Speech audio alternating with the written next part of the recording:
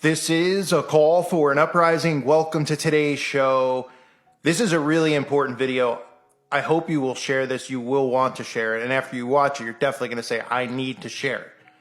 And this is about all of the whispers and rumors we heard about a power grid shutdown. Now, I know I've talked about it in the past, but I want to talk about something that they're not warning you about, which is an EMP attack. A lot of people on the website have been talking about it, ways to prepare, obviously talking about homesteading and things like that. There is going to be an EMP attack. They have warned of it. And Biden talked about it about 3 or 4 days ago over wherever he is with his NATO allies, the ones who are all planning this. Because remember, Russia's going to be the ones they use as the excuse. Our own government is doing this. They've been testing this, and this is going to come right out of Plum Island and the Department of Homeland Security.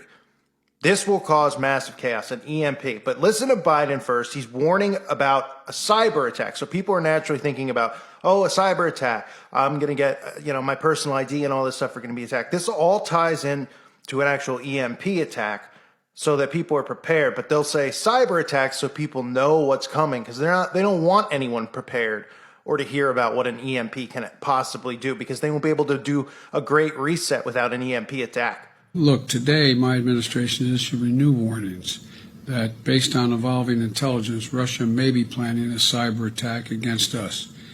As I said, the magnitude of Russia's cyber capacity is fairly consequential, and it's coming. The federal government is doing its part to get ready, but under U.S. law, as you all remember, the private sector, all of you, largely decides the protections that you will or will not take in order to protect your sources. But let me be absolutely clear about something. It's not just in your interest that are at stake with the potential use of cybersecurity. It is the national interest at stake.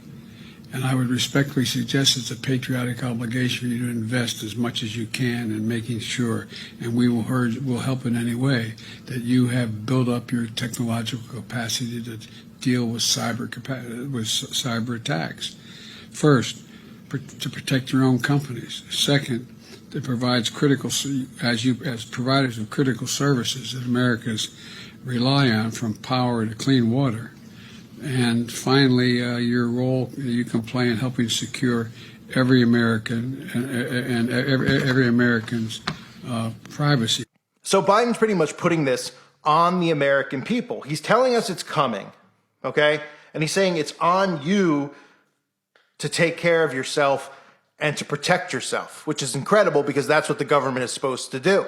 They have deliberately left our power grid vulnerable for a reason. I covered that a few weeks ago. They did a 60 Minutes piece on the power grid and why the power grid is so vulnerable, because there's no protection for it. The government has done nothing to protect it on purpose because of this reset that is coming.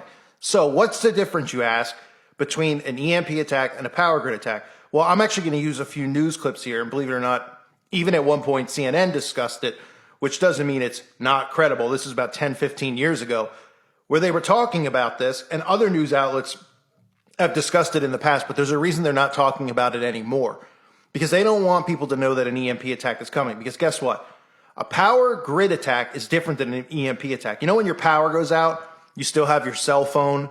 Well, when an EMP attack occurs, you're going to know it occurred because your phone's not going to work. Everything is going to be short-circuited, like this scene shows you. To be very, very carefully. Look at that. It's all going to turn off. What? It's going to turn off, and it will never, ever turn back on. Everything is going to turn off. Ben, did I lose you? No.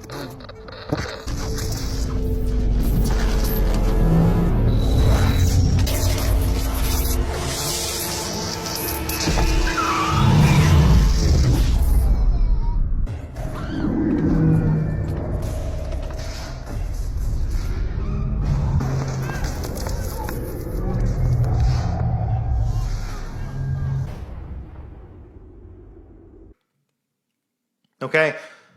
If you've seen that before, you probably said, oh, it's kind of weird. A power outage, I still can do certain things. How come in that scene, literally your laptop, which might be fully charged, goes down? Because an EMP attack will do that. It'll take everything down completely, just like this.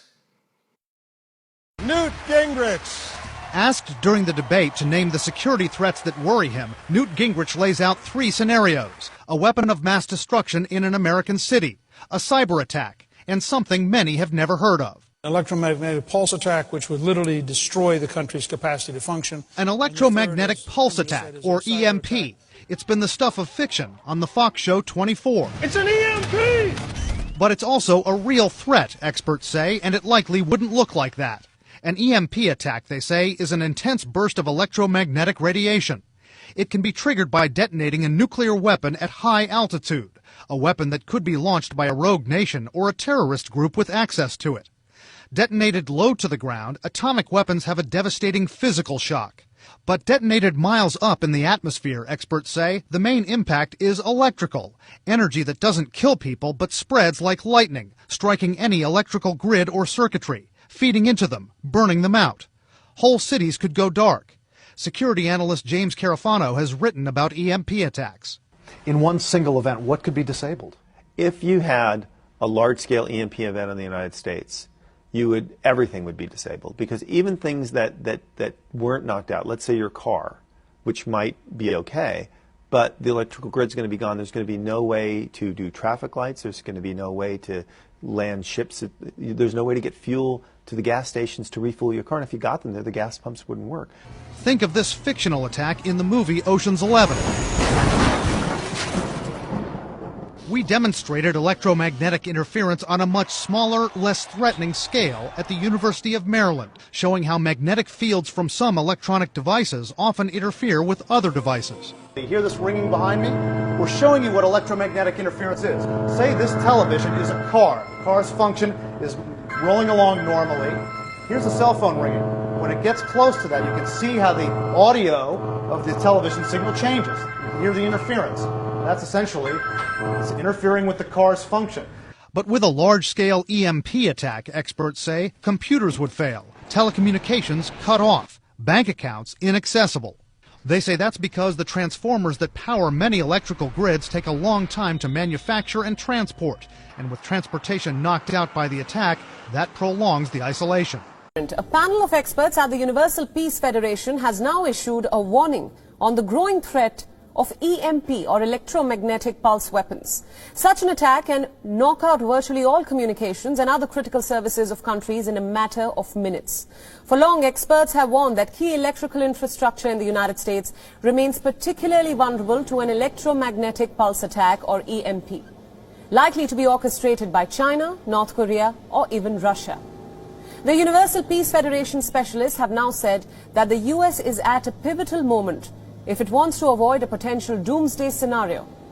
But to analyze the risk, we must first understand what an EMP is and how it can be weaponized. An EMP weapon is one that directs a massive explosion of energy over an intended target, much like lightning. But in contrast to other conventional weapons, an EMP explosion does not physically harm humans. What it does, though, is cripple all electronic devices and infrastructure within its radius. The weapon at first is glided directly above an intended target. These weapons, according to the US nomenclature, are classified as high-altitude electromagnetic pulse, or HEMP. A HEMP attack can interfere with radio frequency and instantly produce damaging voltage in electronic devices across thousands of miles. It can hinder fuel distribution, transport, food and water supply, and most importantly, communications, especially military communications. Such attacks can permanently immobilize vehicles with modern electronic ignition and control systems. Several congressional hearings and commissions in the US have flagged the vulnerabilities of the American power grid. In 2015, a congressional committee testified in a joint hearing to discuss EMP weapons and preparedness. It asserted that a nationwide grid collapse, either via HEMP attacks or other conventional methods, had the potential to wipe out up to 90% of the American population. So we know the threat is there because they're telling us the threat is there of a cyber grid attack. It's almost like I've been saying for a long time. They've been prepping us for that for a long, long time, for the grid shutdown.